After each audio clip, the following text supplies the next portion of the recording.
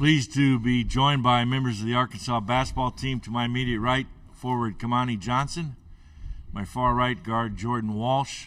Again, some reminders as a courtesy to your fellow media members, coaches, and student athletes. Please silence your phone. Please provide your name and media affiliation. Raise your hand. Our microphone holders will come to you. If you have a follow-up question, please alert them. And if you're joining us on Zoom, please use the raise hand function for questions. Recording of this press conference on cell phone or cameras is prohibited. Welcome, gentlemen. Our first question on the aisle to your left side. Go ahead. Jordan, Kamani, I'm David Lawrence with the Jayhawk Radio. Can you give us just a one-on-one on your team and what you're about? And also, looking at your athleticism last night, it was kind of a shock to me to see that you lost 4 or 5 coming into the tournament. And, you know, what was maybe the issues that came up that to you where you weren't more successful with a higher seed coming in? Start with Kamani first. As a team, we're pretty long, physical, and athletic. I think our struggles this year had a lot to do with the injuries, kind of to our 2 best players, and TB and Nick Smith, and we had to figure it out. I think also we let go of a lot of big leads in the second half within those games that you were talking about that we had worked on, and last night we kind of fixed that problem. Illinois kind of gave us a run in the later half, and we threw a couple punches back ourselves. So I think our team grew up in a sense during that game, but that's kind of been our story all year, and we fixed it last night. So, Jordan, I feel like all the problems that we faced before now were just tests of adversity, and I feel like every team in the country goes through them. So I wouldn't say there was just, any specific reasons to why it was just bad for us, but it was just adversity we all had to face. Now that we've overcome that and now we're in the big dance, you can see that we've, adjusted our team and adjusted our mentality to deal with those things. And that's what we did last night and came out with a W. Hey, Jordan, Ty Richardson, ESPN Arkansas. One of the things I noticed following the Auburn win in the SEC tournament and then last night was just your excitement level. I saw you jumping up and down after the Auburn win, and then I saw you and AB after he dunked it. What kind of emotional roller coaster was that as a true freshman to go through your first tournament wins? Growing up as a kid, you always watch these games and you think to yourself, man, what if that was me who hit that shot? What if it was me who got that dunk? You put yourself into the game and you really, imagine, what it's like for you to be there, for your family to be watching, and for you to be playing with those teammates. And so to actually be there in person and in flesh doing those things and achieving those goals that I set out for myself, it's just a feeling that I can't explain. There's nothing like March, and that was only the first round, so I can't imagine what it's going to be like, on this upcoming road and what's next. But for me personally, just those wins alone were just something that made me so happy that I had nothing to do but just jump up and down and scream.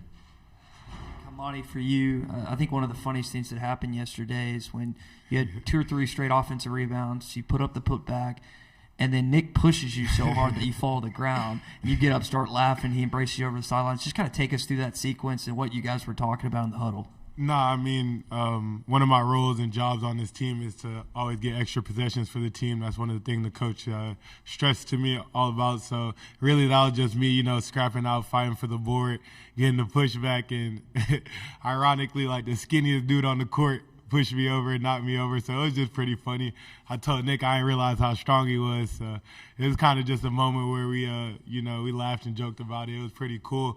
And I think that's just a tale to what our team is right now. We're all happy for each other when we're making big plays, and we're kind of connected and together right now. And we're growing through March, so it's kind of the perfect combination for us right now. Other questions out there? Same row. Nick Springer, Rock Chalk Sports Talk in Lawrence. I guess what jumped out to you guys about Kansas just at a first glance? What was the first thing you guys noticed about Kansas as a team? Kamani first. They play 4 guards. Their pace is really high, but I think we play at a fast pace too. They can shoot the ball a lot and they move the ball pretty well, but that's pretty much what I kind of noticed at a first glance. Jordan?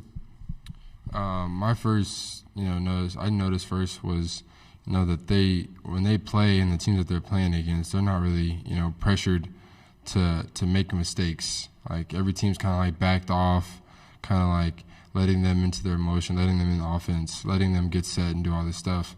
But I feel like it's different when you come, over to the SEC. Like dudes are going to push up on you full court, like 6'9" wings, 6'9" guards that are going to push up on you and make you turn the ball over. So I feel like, that's kind of like one place that we have an advantage to, push up full court and, cause some uncomfortable feeling for them. David Lawrence again for Jayhawk Radio. Jordan, you've been described as one of the best defenders on your team, so you probably know a little bit about Grady Dick and Jalen Wilson. Can you just give us and I realize you haven't been on the scout very long, but going into the game, what's some things in your head that you're going to be thinking about in stopping those two? Obviously they're both good players. There's no hiding that. Jay Will, he has experience, and Grady, he's just a stud. So it's not going to be easy to stop them. But as I'm learning through film, I'm noticing weaknesses, I'm noticing strengths, I'm noticing tendencies, and those things are kind of like what I pick up on to be able to, get those extra steals and stops that we need that can help us win the game. But it's not going to be easy, and I don't think it will be. But I feel like we have a chance for sure because our team and our coaching staff prepares us for every possibility that they could throw at us. So that's the most important part, just following the scouting report. And then you and I think a couple of your teammates played with Grady in the McDonald's game. What did you take away from watching Grady in that game that might lead you into how you're going to defend him here tomorrow? Yeah, with him and Jay Will, I've played against Jay Will. Like I've seen him play a lot, growing up, in Dallas. I got a lot of chances to be able to play him and do all that. And Grady the same way. So I come with a little bit of experience in that regard. Obviously, their roles are different. Obviously, it's a different situation. But I may know a couple more moves that they do that our team doesn't know. So me being able to share that with our team to give them just a little bit more of an upper hand could make the whole difference in a game. And then lastly for me, you're taking on not only a number one seed, but the returning national champion team. Is that like an extra big apple to pick off the tree, motivation, and going into tomorrow's game? For sure. Is like we were talking about in the back, everybody loves a good underdog story. And, right now to everybody, we're the underdogs. So, putting that extra pressure on us, I wouldn't even say it's pressure. It's just extra motivation to make us to want to go out there and, really handle it up on them and show them that, we're Arkansas. We're not seated as high. We're not known as much as well, but like we're here to put up a fight, and we're going to do that every night. Go ahead. Yeah, the microphone on the aisle, yeah. Go ahead. Got a rookie mic holder, I'm sorry. Kamani, for you, I know Dakari went several places in the NCAA tournament with Kentucky, and you had your own run the last 2 years, didn't play 2 years ago, was on the team last year. Have you talked to your older brother just about going far in the NCAA tournament, maybe the experiences that you can gain in addition to yours the last 2 years? Yeah, I mean, growing up, watching him and obviously like going to the games in the tournament, you kind of just learn a lot, but you also just gain a hunger for, kind of wanting to be where he was at. And, these past 2 years, I've been to 2 Elite Eights here, and I'm just trying to get over that hump.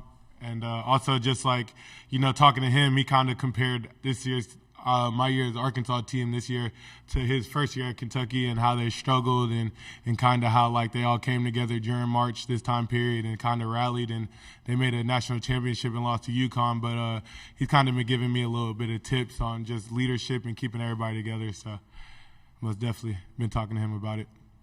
And Jordan, for you, I think you said it after Maui, kind of joking about if Arkansas Razorback fans knew that we were playing in Africa, there would be hot calls in Africa. Fayetteville's 6 hours away. I know that's great for you guys, being as close in proximity as it is. What do you think about the impact of this fan base being just 6 hours away from here tomorrow? It's a big impact, like small stuff like that could make a difference in maybe just one possession or maybe even the whole game.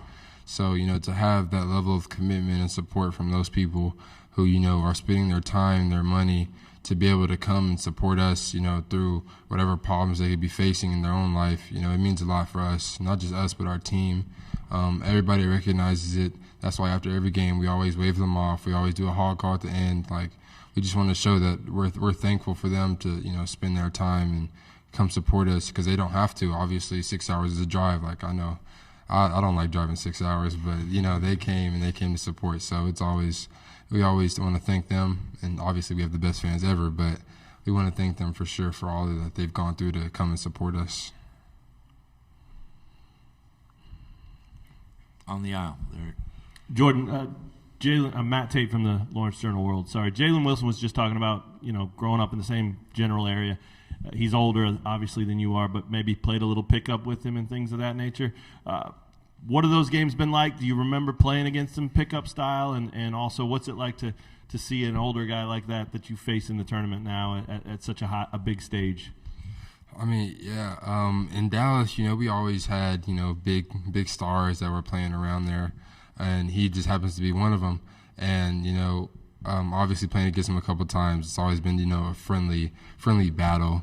But it's always been healthy, because, he could, even though we're not, on the same team or anything like that, or even back then, he could still come up to me and be like, "Hey, Jordan, you on that roll, you could have hit the corner, he was wide open. You got to look for that." Just small stuff like that, an older guy can tell you that could really elevate your game, because maybe people your age don't know that, or don't know that secret. So it's a big thing to have that support from somebody who's, not exactly going the same place as you are, or not where you are, or the same team that you are on.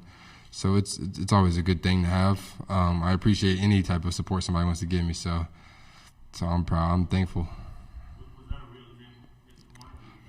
That wasn't a real example, but it was simple. It was a simple example. I thought that, But yeah. 5 minutes left in this press conference. Kamani, last year, I know a lot of people were doubting this team heading into San Francisco against Gonzaga, the number 1 overall seed, and Eric touched on after the game. You guys really used that as motivation. Has he pulled clips? Has he pulled tweets? Has there been any motivation used in the last day or so? No, I think the only motivation is that we're here with a great opportunity to make a Sweet 16 and do something that, this team, we struggled a lot this season. And, I think everybody was on us, from media to our fans to, just the general public, everybody, which, it was deserved, some of it. But now we're in a great opportunity to put ourselves in a great place to do something really special. And I think that's all the motivation we need as a team. So. On the right side, go ahead. A lot of questions for them about who you guys remind them of. Maybe you've been asked this already, but who does Kansas remind you guys of? Maybe SEC or somebody you've played this year. Is there anyone? Start with Kamani. If I could compare them to one SEC team, maybe Texas A&M, just the pace that they play at and how well they move the ball. So I would think A&M, or maybe like Mizzou, when Kobe Brown is at the 5 and the way that they move the ball and they run really well in transition. So those are probably the two teams I could compare them to. Jordan? Yeah, I would agree with Mizzou, but also at the same time, I feel like Kansas, is their own school. They have their own wrinkles. They have a good coach who really knows the game in and out, so a lot of respect to them for that. But, yeah, I feel like they have their own special twist to it. They have a 5-man who, wants to make plays on the perimeter, who's throwing bullet passes through the defense to hit a flare to Grady Dick all the way in the corner, and he's in the slot. Just small stuff like that separates them from, other SEC teams. Because maybe, SEC teams aren't as, confident to make that pass because they haven't seen it enough because the defenders are always on them.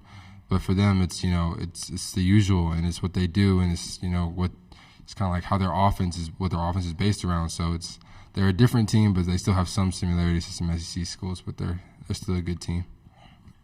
One more from me, and if you've already been asked this, just disregard, but they're obviously trying to figure out if they're going to have their coach with them or not, and it's been that way the last week or so. Can you even begin to understand what that would be like, how tough that is for a team to not have their head coach? Go ahead, Kamani.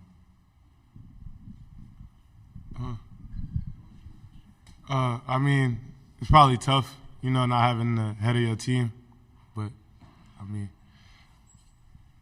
hope hope he's there coaching them. But we kind of got to focus on like what's ahead of us. Yeah, I mean, I couldn't imagine what it's like for us to play without Muss. So I could just imagine what those guys are going through in their heads. But obviously, I wish the best for the coach. I hope that he's healthy and everything that he's doing. But at the same time, we have a game. We have to go out here and compete and win, and that's the main objective. So that's what we keep in our mind on, whether they have a coach or not. Which, if they do, great. If they don't, great. Cool. We're going to prepare the same way, and hopefully come out with the same intensity to be able to win the game. A question for both of you along the lines of the extra motivation, the returning national champ, the number 1 seed, but also Big 12's been getting a lot of notoriety as being the toughest conference in the country by everyone. I mean, you got to be a little bit sick of that, being in a strong SEC conference. I mean, is that something that you hear from other SEC schools that, hey, take down them? That's the Big 12. Show them. Let's have some SEC pride. Kamani? Yeah, I mean, I've been locked into the Big 12 games. My brother Marquise Noel is playing in K-State, so I just know how tough he is. And I've been watching their games a lot and watching the Big 12, and they are a tough conference. But, I mean, the SEC, I don't know when that switch or who gave that title up, but we've kind of been known to be like the more tougher, more physical, athletic conference out of anybody. I mean, coming to the Illinois game, we just heard about, how they're the toughest rebounding conference, and then, we kind of rebounded well with them. So the SEC, we got a lot of athletes in it, a lot of length and a lot of size. So I think the SEC is probably the toughest conference to play basketball in. The Big 12 has had a great year, though. Jordan? Yeah, there's something special about every conference. Big 12 has the name of being tough, I guess. I'm new to college, so I'm new to these things. But, I've learned that, everybody has their own, little signature things about them, attributes, you could say. And I feel like, to me personally, I feel like the SEC is the best in every attribute. But I've been told that, some places are a little more physical, a little more big, and the play styles are a little different. But, I always watched the Big 12 growing up and the SEC. So for me, it's just, two good conferences with good players. Time for one final question out there. Go ahead, sir. Kamani, a little while ago, you were kind of talking about the ups and downs of the season, different media, different fans' reactions and whatnot. If you guys are able to pull it off, back-to-back number 1 seeds tomorrow, do you almost feel like it's somewhat of a redemption? Like, how do you view this win tomorrow based on the expectations of this season? It would just be a big win for not only us and just our program. Us being here, since I've been here, we've had a lot of big statement wins just for our program in general. And I think if we get this win tomorrow, like, I know our fan base, like, I love my fan base to death, you know what I mean? Like, they're crazy, and that's what makes them, but you got to just trust in Muss because he obviously knows what he's doing.